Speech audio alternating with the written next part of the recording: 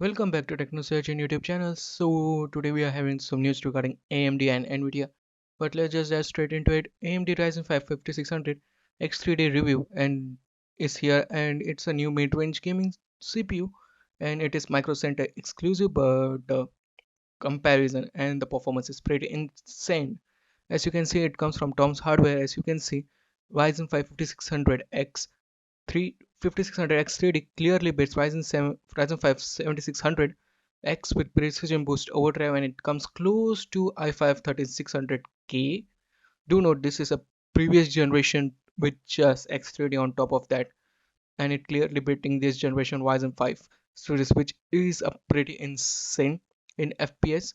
Also, we know because it is X3D part, it will have it, but when you compare it with other comparison like Ryzen 5 5600X3D clearly comes close in FPS games at 1440p also to i5 13600K.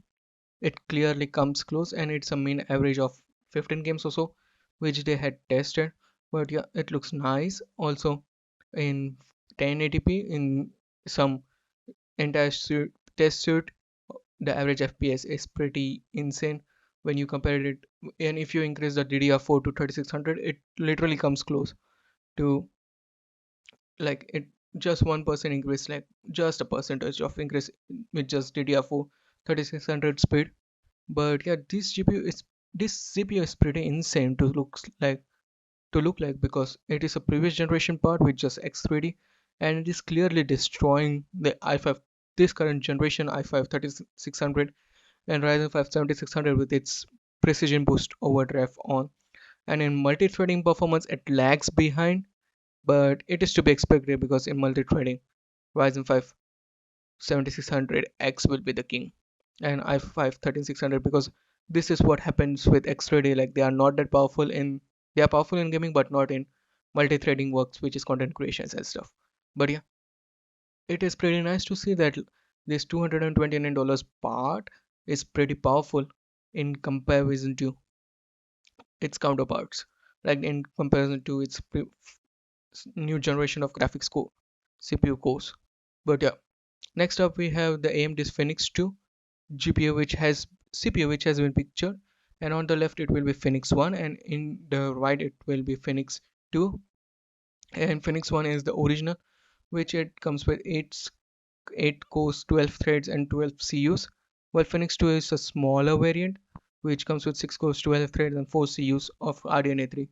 So yeah, on the left it's the right, and Phoenix will be Ryzen 7 and Ryzen 5, while Phoenix 2 will be Ryzen 5 7540U and Ryzen 3 7440U. Both are TSMCs, and the die size is 137 millimeter square for Phoenix 2 and 178 for Phoenix, and it is 8 core 16 thread or 6 core 12 thread in Phoenix, while Phoenix 2 is 2 cores 4 threads or 2 cores 2 threads and 2 performance core and 4 efficiency core, or 2 cores 2 performance core or 2 efficiency cores and 8 threads. So yeah, Phoenix 2 is pretty mediocre and a 4 RDNA 3 CUs. But yeah, the performance core are pretty low, and yeah, it's just a testing ground to see how they want to figure it out in the future. But yeah, it looks nice. Like, it will be coming out later this year. So yeah, let's just see how this turns out to be, because the rumored date is 2023, and you can see on the die size itself on the left, Phoenix CPU looks pretty big compared to Phoenix 2, which is on the left, on which is on the right. So yeah, but it looks pretty nice. At least these CPUs are coming. And lastly for today, the AMD has started sending Zen 5 CPUs Linux patches, like Family 26 Linux patches, which are apparently Zen 5 to its Linux system vendors and stuff, like the PCI IDs for Ryzen 1AH family models has, as well as thermal support, and has been passed out as a driver. And yeah, driver for detection and correction drivers has been sent to the Linux patching. So this just confirms it, like the Zen 5 is around the corner, and the rumored launch date is sometime in this year, end of the year. But yeah, that's it from me today. What do you think about the news? Sound of your thoughts in the comment section below. Like, share, and subscribe, and I will meet you in the next one. Peace out.